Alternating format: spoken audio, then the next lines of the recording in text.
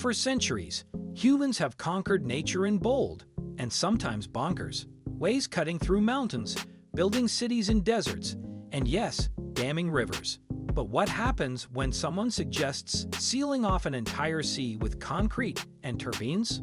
Welcome to the world of macroengineering, where a team of scientists proposed building a dam across the el-Mandeb Strait, the gateway between the Red Sea and the Indian Ocean.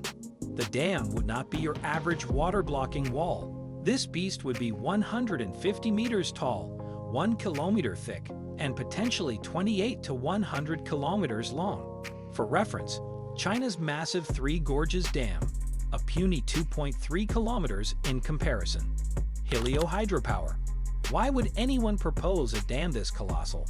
The answer lies in a creative and futuristic form of renewable energy known as heliohydroelectric power. This concept blends solar evaporation with traditional hydroelectric energy. Here's how it would work. First, engineers would block the Red Sea from the Indian Ocean using an enormous dam. Over time, the intense heat of the region, imagine nature's industrial-strength hairdryer, would cause the sea's water to evaporate steadily. As the sea level drops, ocean water would be allowed to flow back in through turbines built into the dam, generating massive amounts of electricity. The key to this process is the hydraulic head, the difference in height between the incoming ocean water and the lowered Red Sea. The greater the drop, the more energy can be harnessed. It's like draining a giant tub and using gravity to spin a giant water wheel, only on a mind-bending scale. A powerhouse that'll last centuries. Here's where things get truly electrifying, literally. The Red Sea acts like nature's very own sauna, with surface temperatures reaching up to 30 degrees Celsius, 86 degrees Fahrenheit, causing it to evaporate faster than most other bodies of water. This intense evaporation is the engine behind the entire heliohydroelectric power concept. In this grand thought experiment, researchers identified the sweet spot for energy production at a 611-meter drop in sea level known as the hydraulic head. But here's the catch. It would take nearly 291 years for the sea to naturally evaporate to that level. So yes, it's less of a quick energy fix and more of a gift to your great-great-great-grandkids kind of deal. Still, once that magic number is reached, the rewards are massive. The mega dam could generate up to 50 gigawatts of power, enough to supply clean electricity to over 37 million homes. That's a lot of powered-up toasters and TV marathons. Think of it as a giant, solar-powered slow cooker that takes 3 centuries to finish. But when it's done, it feeds a whole continent's appetite for energy, concrete ambitions, and earthly problems. All right, before you start drafting blueprints, let's talk feasibility. It's complicated. The el-Mandeb Strait isn't just long, it's also located in a tectonically active region. The Red Sea is literally splitting apart at about 10 millimeters a year. That means any dam built here would need to stretch and shimmy along with Earth's movements. The researchers floated the idea of using elastic materials to adapt to tectonic shifts, but they didn't quite explain what those are.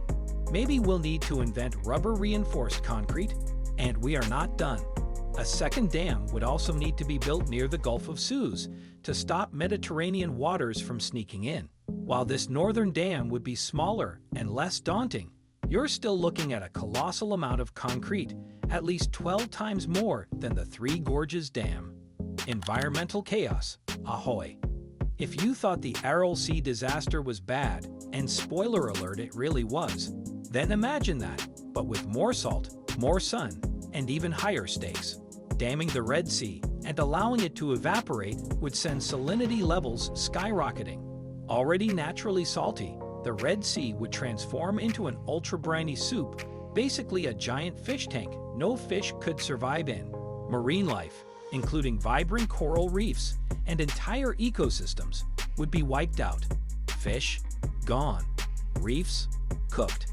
Biodiversity, evaporated literally. And it doesn't stop there.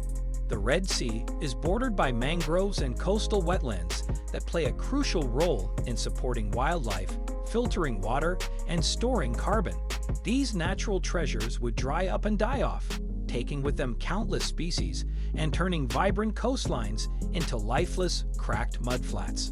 Imagine David Attenborough narrating an underwater documentary, but underwater no longer exists. It's not just an environmental issue, it's a full-blown ecological meltdown. And no, unfortunately, not the kind you can fix with a few reusable straws. Dust Bowl, but make it salty. Now picture this.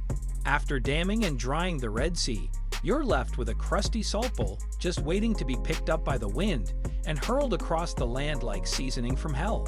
These salty, dusty clouds wouldn't just ruin your picnic, they'd devastate local agriculture, clog lungs, and coat everything in a fine layer of regret. It's like Mother Nature's version of glitter once it's out there.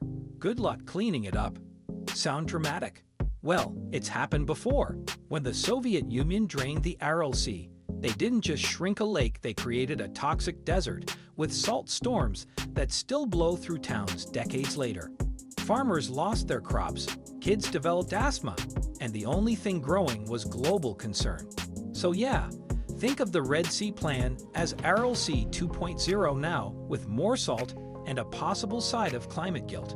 Maritime mayhem. Now let's zoom way out like cargo ship on a globe zoomed out. The Red Sea isn't just a body of water, it's the aquatic fast lane between Europe and Asia.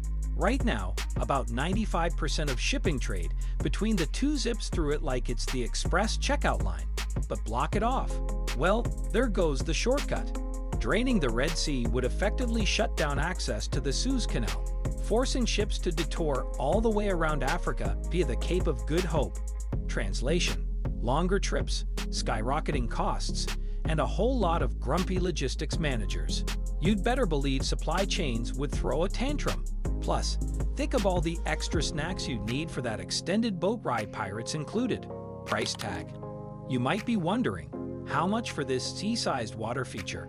Well, brace yourself, the original proposal from 2007 slapped a $220 billion price tag on it.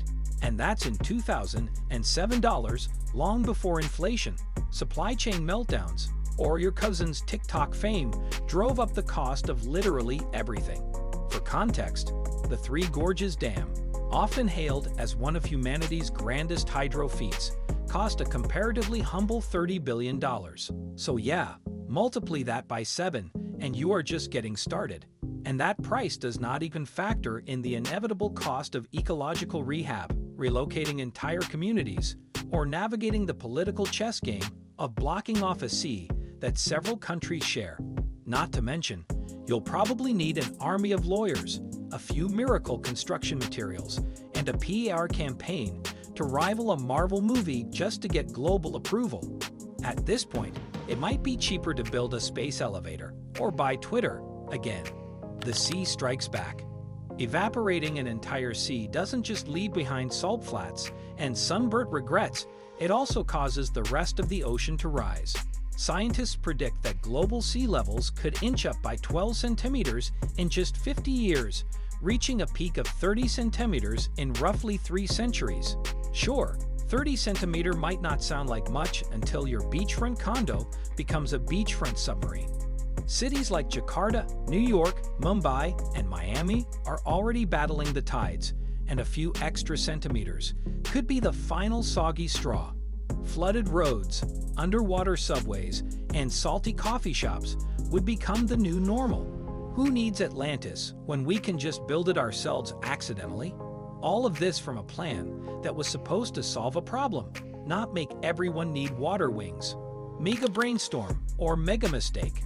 To be fair, the Red Sea Dam wasn't proposed as a blueprint, but more as a thought experiment, a what-if exercise in mega engineering. The authors weren't saying, hey, let's actually build this tomorrow, but rather exploring how far human ingenuity can stretch. Yet even as an idea, it raises valuable questions. How far should we go in our quest for renewable energy? Can we solve one problem without creating 10 others? And is it possible to power the future without bulldozing the natural world? In a way, the Red Sea Dam is less about the dam itself and more about dreaming big, sometimes too big. It's about weighing bold innovation against devastating consequences. It's about learning from history, understanding ecosystems, and finding balanced solutions in a world desperate for clean energy. If you enjoyed this wild ride through one of the craziest energy ideas ever imagined, don't forget to smash that like button. Got thoughts on damming entire seas, or just love mega engineering? Drop a comment below, we'd love to hear from you. Want more mind-blowing concepts and science-backed madness? Hit that subscribe button and ring the bell so you never miss a new video. Thanks for watching, and remember, the future may be powered by sun, sea, or some seriously bold imagination.